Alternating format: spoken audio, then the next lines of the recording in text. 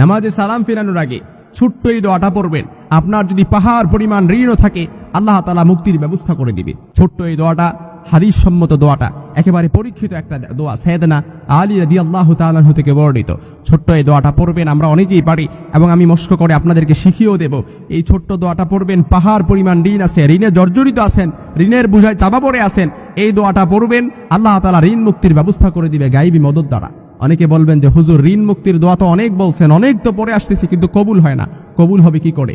আপনি তো সুদের ঋণ এনেছেন, ঘুষের ঋণ এনেছেন, এই সুদের ঘানি টানতে টানতেই তো আপনার হুঁশ নেই। আর সুদ এমন একটা জিনিস, যে ব্যক্তি সুদ খাবে, সুদ নিবে, সুদ দিবে, সুদের কারবারি করবে, in the day of judgement, কিয়ামতের ময়দানে আল্লাহ তাআলা পক্ষ থেকে একজন ফেরেশতা এসে বলবে, ফাআদানু বিহারবিম মিনাল্লাহি ওয়া রাসূলি, যারা আল্লাহ সুদ খাবে, সুদ দিবে, সুদের কারবারি করবে, আল্লাহর রাসূল সাল্লাল্লাহু আলাইহি ওয়াসাল্লামের মাধ্যমে কোরআনে আল্লাহ তাআলা বলে দিয়েছেন তাদের ব্যাপারে আল্লাহ এবং আল্লাহর রাসূল যুদ্ধ ঘোষণা করেছেন। কিয়ামতের ময়দানে আল্লাহর পক্ষ থেকে একজন ফেরেশতা এসে বলবে, কই তোমার অস্ত্র শস্ত্র হাতিয়ার কই? যুদ্ধের জন্য প্রস্তুত হও, আল্লাহ তো তোমার বিরুদ্ধে যুদ্ধ ঘোষণা করেছেন। নাউযুবিল্লাহ। এজন্য সুদের ঋণ, আর এই যে সুদ, এটা একটা এমন একটা ভয়াবহ, সুদ হচ্ছে হারাম। কোরআন আল কারীমের কোনো ব্যাপারে, হারামের ব্যাপারে আল্লাহ তাআলা কোনো জায়গায় আল্লাহ তাআলা 2-3 বার বলেন নাই, একবার বলে দিয়েছেন শেষ। কিন্তু সুদ এমন একটা হারাম যেটার ব্যাপারে কোরআন আল কারীমের 5 থেকে 7 জায়গায় আল্লাহ তাআলা এই সুদ তো হারাম এবং এর ভয়াবহতা সম্পর্কে আলোচনা করেছেন। এজন্য সুদের ঋণও যদি এনে থাকেন, এই ঋণ, সুদের ঋণের অবস্থায় যদি আপনি আল্লাহর কাছে প্রথমত এই সুদের ঋণ থেকে আল্লাহর কাছে তাওবা করবেন, বলবেন, আল্লাহ সুদ করে ফেলছি, সুদ খেয়ে ফেলছি, সুদ এনে ফেলছি, আল্লাহ মাফ করে দেন। রিপেন্টেন্স, অনুতপ্ত হন, কয়েকবার তাওবা করেন, আল্লাহর কাছে বলেন, কান্নাকাটি করে আল্লাহর কাছে বলবেন। আর সব সময় এই দোয়াটা বেশি বেশি করে পড়বেন। ঋণ মুক্তির নামাজে সালাম ফেরানোর আগে ছোট্ট এই দোয়াটা পড়বেন। সাইয়েদনা আলী রাদিয়াল্লাহু তাআলা আনহুর কাছে এক ব্যক্তি এসে বলল, ইয়া আলী, আমার তো অনেক ঋণ।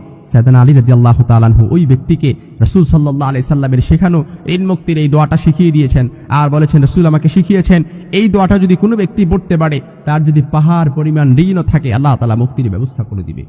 জিব্বায় একেবারে সহজ দোয়াটা, যারা পারেন আমার সাথে কয়েকবার প্রশ্ন করে নেন। পরবর্তীতে চাইলে মিডিয়াতে আলোচনাগুলো যাবে, চাইলে আপনারা শিখে নিতে পারবেন। ছোট্ট এই দোয়াটা একেবারে সহজ।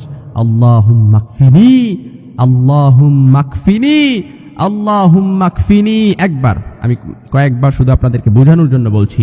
আল্লাহুম্মা কফিনি বিহালালিকা আন হারামিক, বিহালালিকা আন হারামিক ওয়া আগনিনি বিফদলিকা আম্মান সিওয়াক। আবারও বলছি, আল্লাহুম্মা কফিনি বিহালালিকা আন হারামিক ওয়া আগনিনি বিফদলিকা আম্মান সিওয়াক। কোন ব্যক্তি এই দোয়াটা পড়বে, আল্লাহ তাআলার কাছে বলবে, ঋণ মুক্তির জন্য সাহায্য চাইবে, অবশ্যই আল্লাহ তাআলা তার ঋণ মুক্তির ব্যবস্থা করে দিবে। তবে শর্ত হচ্ছে ইখলাস আর ইয়াকিন আপনার মজবুত থাকতে হবে।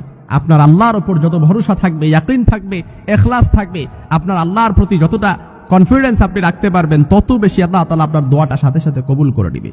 যতদিন পর্যন্ত আল্লাহ তাআলা আপনার দোয়াটা কবুল করবে না, ততদিন পর্যন্ত আপনি আল্লাহ তাআলার কাছে চাইতে থাকবেন।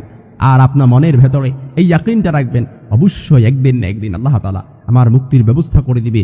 আর আপনি যদি এই ধৈর্য নিয়ে আল্লাহর কাছে দোয়া করতে পারেন, এই ধৈর্যের যে আপনি গুণটা অর্জন করতে পেরেছেন, এর জন্য আল্লাহ তাআলা অবশ্যই আপনাকে জাযা দান করবে এবং বিপদের সময়ও আপনার যে ক্ষতি হয়েছে এর চাইতে বেশি দিয়ে আল্লাহ তাআলা আপনাকে পুষিয়ে দিবেন।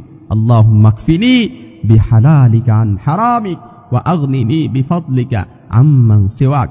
ঋণ মুক্তির চমৎকার এই দোয়াটা নামাজে সালাম ফেরানোর আগে তাশাহুদ দুরূদ শরীফ আমরা যখন পড়ি, তাশাহুদ দুরূদ শরীফ পড়ার পর দোয়ায়ে মাসুরা যখন পড়ি, আল্লাহুম্মা ইন্নী যালামতু নাফসি যুলমান কাসীরা ওয়া লা ইয়াগফিরুয যুনুবা ইল্লা আনতা ফাগফিরলি মাগফিরাতাম মিন ইনদিকা ওয়ারহামনি ইন্নাকা আনতাল গফুরুর রহিম। এই যে দোয়ায়ে মাসুরার জায়গায় দোয়ায়ে মাসুরা পড়া লাগবে না, এটার জায়গায় আপনি ঋণ মুক্তির এই দোয়াটা পড়বেন, আল্লাহুম্মা কফিনি বিহালালিকা আন হারামিক ওয়া আগনিনি বিফদলিকা আম্মা সিওয়াক। নামাজে সালাম ফেরানোর আগে ছোট্ট এই দোয়াটা পড়বেন। আপনার যদি পাহাড় পরিমাণ ঋণও থাকে, আল্লাহ তাআলা মুক্তির ব্যবস্থা করে দিবে। ছোট্ট এই দোয়াটা হাদিস সম্মত দোয়াটা, একেবারে পরীক্ষিত একটা দোয়া, সাইয়েদনা আলী রাদিয়াল্লাহু তাআলা আনহু থেকে বর্ণিত। ছোট্ট এই দোয়াটা পড়বেন, আমরা অনেকেই পারি এবং আমি মস্ক করে আপনাদেরকে শিখিয়েও দেব।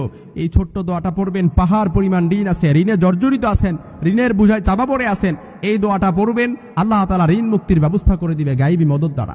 অনেকে বলবেন যে হুজুর ঋণ মুক্তির দোয়া তো অনেক বলছেন, অনেক তো পরে আসতেছে, কিন্তু কবুল হয় না। কবুল হবে কি করে? আপনি তো সুদের ঋণ এনেছেন, ঘুষের ঋণ এনেছেন, এই সুদের ঘানি টানতে টানতেই তো আপনার হুঁশ নেই।